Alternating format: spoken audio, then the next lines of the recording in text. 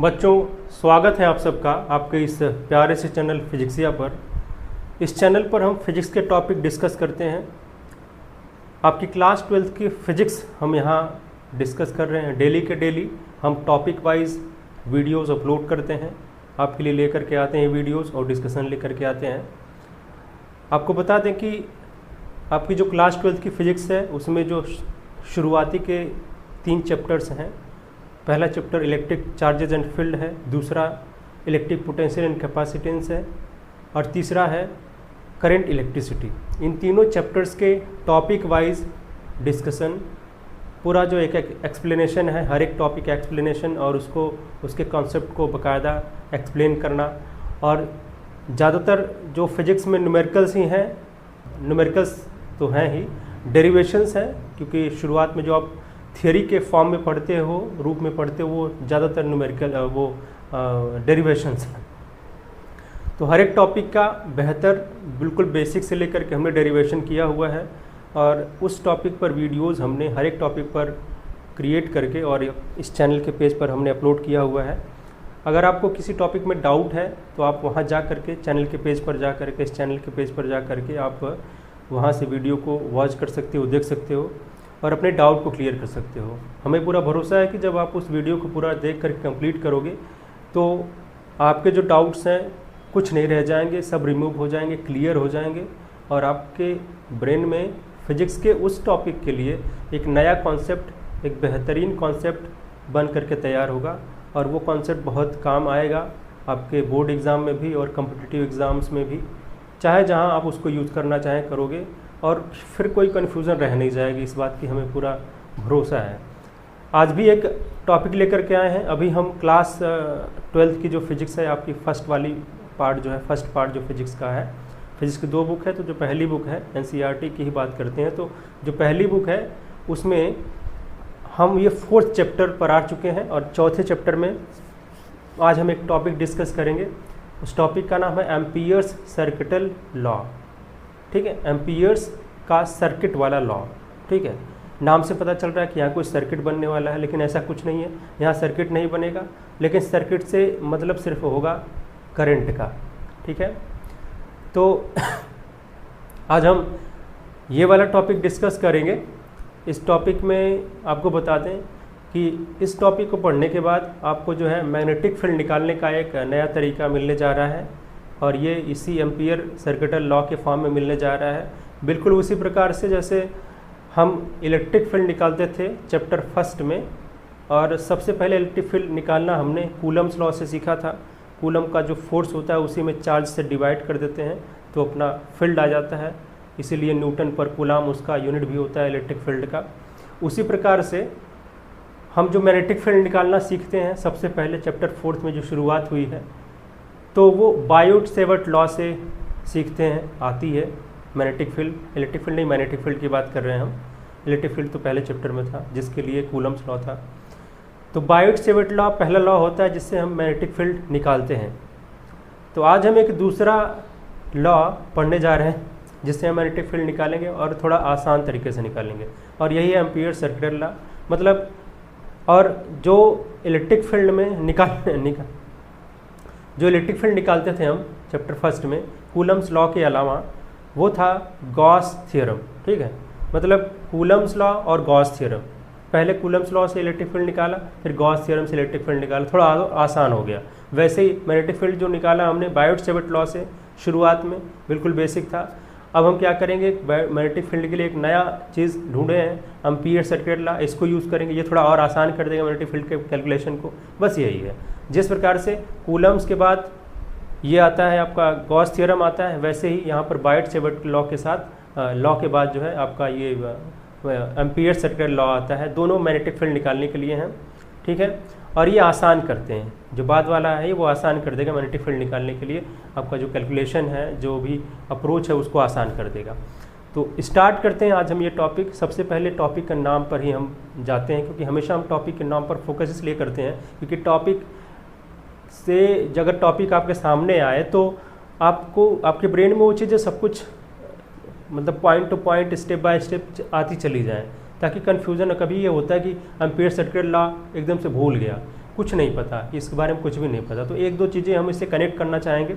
जो अपना ये सर्किटल लिखा हुआ है, वैसे सर्किट, यहाँ तक सर्किट लिखा है ना, सर्किट, इसका मतलब सर्किट कोई किसी सर्किट की बात हो रही है, लेकिन यहाँ सर्किट से मतलब सिर्फ क्या है, करंट से, ठीक है। इसका मतलब है कि करंट से यहाँ हम रिलेशन पढ़ेंगे, किसका, मैग्नेटिक फील्ड का, ठीक है। करंट के साथ उसका रिलेशन पढ़ेंगे, बस इतना समझ लो।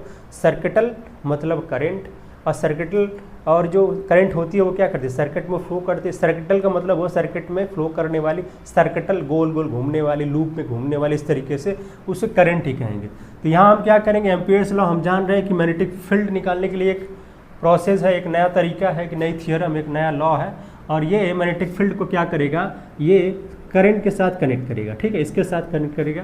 बस यही अपना एम्पियर सर्किटल लॉ है। तो जब भी एम्पियर सर्किटल लॉ सामने आए तो समझ में आना चाहिए, सर्किटल मतलब एक सर्किट, सर्किट के अंदर करंट फ्लो करती है, तो मतलब अपना जो मैग्नेटिक फील्ड है वो करंट से रिलेट होने वाला है।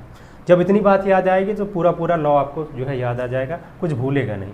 तो इसके लिए हम क्या करते हैं, ये जो पहले इसका स्टेटमेंट देख लेते हैं, क्योंकि जब मैग्नेटिक फील्ड हम पहले पढ़ चुके हैं, बायट-सेवर्ट लॉ से उसका हम एक्सप्रेशन भी निकाल चुके हैं।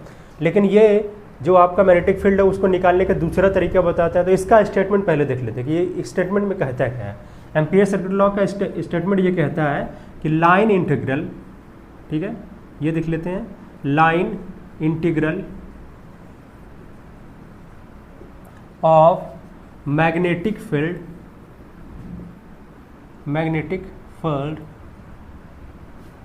Is equals the mu naught है क्या, म्यू नॉट तो अपना परमिएबिलिटी है, ठीक है, ब्रैकेट में उसके बाद परमिएबिलिटी लिख सकते हैं, mu naught times the current, ठीक है। यही स्टेटमेंट इसका है, बस ये छोटा सा स्टेटमेंट है। यहाँ बात आ गई है लाइन इंटीग्रल की, ठीक है। गॉस लॉ को थोड़ा सा याद करें, गॉस लॉ में यहाँ पर था सरफेस इंटीग्रल, ठीक है। अभी दोनों को हम कंपेयर करेंगे, क्या था, सरफेस इंटीग्रल था, किसका था, इलेक्ट्रिक फील्ड का। ये है लाइन इंटीग्रल किसका, मैग्नेटिक फील्ड का। Is equals the mu naught times, mu naught का मतलब हो गया परमिएबिलिटी है, ये इसकी बात कर रहा है, मतलब म्यू नॉट के बाद मल्टीप्लाई करेंगे किसका, करंट का। अब थोड़ा सा देख लेते हैं गॉस लॉ और इसमें जो आप क्या अंतर है इसको देख लेते हैं। गॉस लॉ, अपना गॉस का जो थियरम है, सिर्फ फार्मूले की बात करेंगे, और यहाँ पर एम्पियर्स का जो सर्किटल लॉ है, ठीक है, एम्पियर्स सर्किटल लॉ, एम्पियर्स का जो सर्किटल लॉ है उसको देख लेते हैं, दोनों के फार्मूले में कंपेयर कर लेते हैं, ठीक है। देखिए जो एक्सप्रेशन आएगा उसको हम अभी यहाँ पर लिखेंगे, जो स्टेटमेंट दिया है स्टेटमेंट के हिसाब से हम यहाँ फार्मूला लिखेंगे। गॉस लॉ क्या कहता है, सरफेस इंटीग्रल, बात आई ना, surface integral of electric field. अब जो सरफेस इंटीग्रल की बात होगी तो किसके रेस्पेक्ट में हम इसको इंटीग्रेट करेंगे, सरफेस एरिया के रेस्पेक्ट में। तो यहाँ आ जाता था ds, ठीक है, इस तरीके से डॉट प्रोडक्ट बनता था इसका, ठीक है।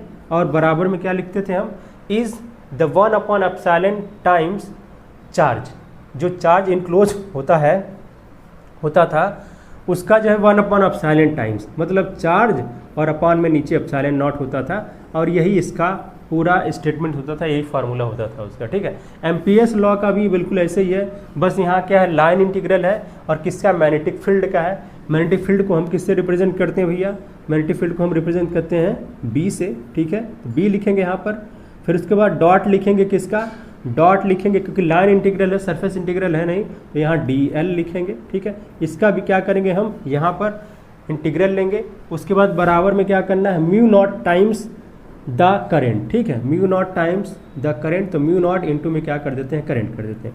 ये इसके लिए फार्मूला हो गया। तो दोनों को आप चाहे तो रिलेट कर सकते हो, बिल्कुल सेम टू सेम है, सिमिलरिटी बहुत ज़्यादा है, बहुत ज़्यादा सिमिलरिटी है। यहाँ एप्सिलॉन नॉट है लेकिन नीचे है, म्यू नॉट सामने सामने दिख रहा है, ठीक है। करंट का यहाँ पर है, यहाँ चार्ज है, ठीक है, मतलब यहाँ करंट है, यहाँ पर चार्ज है। वैसे चार्ज और करंट आपस में रिलेटेड होते हैं, पता ही है आपको, Q बराबर IT होता है, ठीक है, Q बराबर IT होता है। इस तरीके से यहाँ चार्ज है तो यहाँ करंट है, यहाँ करंट है। बात आई समझ में? ये सरफेस इंटीग्रल है और ये लाइन इंटीग्रल है, ठीक है, समझ में आया? अब थोड़ा सा एम्पियर्स लॉ को और एक्सप्लेन करते हैं, समझते हैं। ये तो हुआ स्टेटमेंट और फार्मूला हमारे सामने है, इसको ज़रा डिराइव करके देखते हैं, ठीक है, इसको डिराइव करके देखते हैं। यही फार्मूला हमें पता करना है। कैसे डिराइव करेंगे? क्योंकि हम शुरुआत में जानते हैं मैग्नेटिक फील्ड निकालने के लिए जो तरीका है वो बायोट-सेवर्ट लॉ है, ठीक है। बायोट-सेवर्ट लॉ सबसे पहले अप्लाई किया था हमने एक लॉन्ग करंट कैरिंग वायर पे, ठीक है। तो यहाँ भी क्या करेंगे, एक लॉन्ग करंट कैरिंग वायर ले लेंगे हम यहाँ पर, ठीक है, यहाँ ले लेते हैं। इसमें करंट आई फ्लो कर रही है। अब हमें पता है कि यहाँ से किसी डिस्टेंस पर, ठीक है, कोई डिस्टेंस है और वो आर डिस्टेंस पर कोई पॉइंट पी है, ठीक है। उस पॉइंट पी पर हमने निकाला था मैग्नेटिक फील्ड, ठीक है। तो कुछ वैल्यू उसकी आई थी, कितनी आई थी वैल्यू? उसकी वैल्यू आई थी, बी की वैल्यू आई थी म्यू नॉट आई और अपान में 2 पाई आर आया था, ठीक है। यही वैल्यू आई थी मैग्नेटिक फील्ड की। अगर एक कोई लॉन्ग करंट कैरिंग वायर है और उस वायर से परपेंडिकुलरली किसी डिस्टेंस पर एक पॉइंट पी है, तो यहाँ पर ये बी की वैल्यू आई थी, ठीक है। इस बात को थोड़ा रखेंगे। अब देखें, जो इस तरीके से हर एक ये जो वायर है, ठीक है, उसकी वजह से अब जैसे जो पॉइंट हमने यहाँ सामने लिया है, यहाँ भी अगर हमने वो पॉइंट उतना ही डिस्टेंस पर लेंगे तो होगा क्या, यहाँ भी वही फील्ड आएगी, ठीक है। तो इस तरीके से बहुत सारे पॉइंट होंगे जो इस पॉइंट से, मान लिया ये पॉइंट ओ है, ओ से आर डिस्टेंस पर होंगे, ठीक है। और इस वायर से सपोज दैट कि हाँ इसी वायर के इसी पॉइंट से आर डिस्टेंस पर होंगे, और हर बार क्या आएगी फील्ड, उतनी ही आएगी, मैग्नीट्यूड उतना आएगा। मतलब क्या, ये इस तरीके से अपना ये एक सर्किल बन जाता है, ठीक है। ये मैग्नेटिक फील्ड का एक सर्किल बन जाता है और ये मैग्नेटिक फील्ड की डायरेक्शन को बताता है, ठीक है। कैसे पता करते हैं मैग्नेटिक फील्ड की डायरेक्शन? बिल्कुल ये करंट की तरह, करंट जिधर जा रही है, ठीक है, मान लिया ये करंट ऐसे फ्लो कर रही है, इसमें करंट ऐसे फ्लो कर रही है, इसको आई करंट है, तो आई की राइट हैंड थंब रूल से इसकी डायरेक्शन भी निकालते हैं हम। ये आई की तरफ अपना अंगूठा ऐसे रखते हैं और इस वायर को पकड़ने का प्रयास करते हैं इस तरीके से। तो जब पकड़ेंगे तो ऐसे होगा, इस तरीके से, ठीक है, ऐसे। तो इसमें क्या होगा कि अगर हम ऊपर से देखेंगे तो मैग्नेटिक फील्ड की डायरेक्शन ये आएगी, ठीक है, ये वाली आएगी, यानी कि ये किस डायरेक्शन में है, एंटी क्लॉकवाइज डायरेक्शन में है, तो ये बी की डायरेक्शन है, ठीक है। लेकिन बी की डायरेक्शन यहाँ पर है, ये बी की डायरेक्शन है, एक सर्किल के फॉर्म में आ गए, ठीक है, इस पॉइंट के लिए, ठीक है, इस पॉइंट के इधर, और ऐसे ही ऊपर वाला पॉइंट होगा, इसके लिए एक अलग सर्किल बन जाएगा, ठीक है। और जैसे ही थोड़ा सा दूर जाएंगे मैग्नेटिक फील्ड की अलग एक सर्किल बन जाएगा उसका, ठीक है। तो ऐसे ही बहुत सारे क्या होंगे, इस तरीके से ऐसे सर्किल होंगे, ठीक है। और ये दिखाएंगे कि भाई यहाँ पर आपका जो मैग्नेटिक फील्ड है, जैसे नज़दीक जाते जाएंगे वैसे मैग्नेटिक फील्ड स्ट्रांग होता चला जाएगा, बाहर जाएंगे तो फिर मैग्नेटिक फील्ड वीक होता चला जाएगा। चले हम यहाँ पर देखते हैं, ये जो अभी सर्किल बना हुआ है, इस पे इसके किसी एक पॉइंट पर हम टेंजेंट ड्रॉ करते हैं, ठीक है, टेंजेंट ड्रॉ करें, और यही मैग्नेटिक फील्ड की डायरेक्शन होती है, ध्यान दीजिएगा, यही मैग्नेटिक फील्ड की डायरेक्शन होती है। अब क्या करते हैं कि इसी पॉइंट पर, पॉइंट सपोज दैट हमने पी लिया है, यहाँ पर पी डैश मान लेते हैं, और यही इसी पॉइंट पर हमने क्या किया, एक छोटा सा करंट एलिमेंट ले लिया, डीएल ले लिया है, ठीक है। अब देखें इसकी डायरेक्शन क्या है, इस डीएल की डायरेक्शन देखें और इस डीबी की डायरेक्शन, ये जो मैग्नेटिक फील्ड है इसकी डायरेक्शन देखें, सेम है कि नहीं है? बिल्कुल सेम है। मतलब ये जो डीएल और डीबी दोनों सेम डायरेक्शन में है, दोनों को वेक्टर के फॉर्म में देखें तो दोनों के बीच का एंगल यहाँ जीरो हो जाएगा, ठीक है। तो हम क्या करते हैं यहाँ, क्योंकि हमें चाहिए क्या, यही चाहिए ना, मैग्नेटिक फील्ड का लाइन इंटीग्रल चाहिए, तो डीएल के साथ इसका डॉट प्रोडक्ट चाहिए, तो ये चाहिए हमें यहाँ पर, इसलिए हमने ऐसा किया हुआ है, ठीक है। अब क्या करते हैं, इसी चीज़ को हम क्या करते हैं, इस तरीके से अपना बी लिखते हैं और उसके बाद डीएल लिखते हैं, ठीक है, इसका डॉट प्रोडक्ट लगाते हैं और उसके बाद इसको हम सॉल्व करते देखते क्या आता है, ठीक है। इसी चीज़ को हम सॉल्व करते हैं क्योंकि ये चीज़ हमें आना चाहिए, हम डेरिवेशन कर रहे हैं, ठीक है, ये जो डेरिवेशन कर रहे हैं वहाँ पर हमें आना चाहिए, ये चीज़ म्यू नॉट आई आना चाहिए, तो यही आएगा अभी फ़िलहाल। अभी क्या करते हैं, जो डीएल है इनके बीच में एंगल चाहिए हमें, ठीक है। तो मतलब जो अपना बी, ये जो थीटा है वो कितना आ गया, यहाँ थीटा जो है 0 डिग्री आ गया है, ठीक है, थीटा 0 डिग्री आ गया है। तो जो कॉस थीटा होगा यहाँ पर, कॉस थीटा वो कितना होगा, कॉस 0 डिग्री, ठीक है, वो कितना होगा, 1 होगा, ठीक है।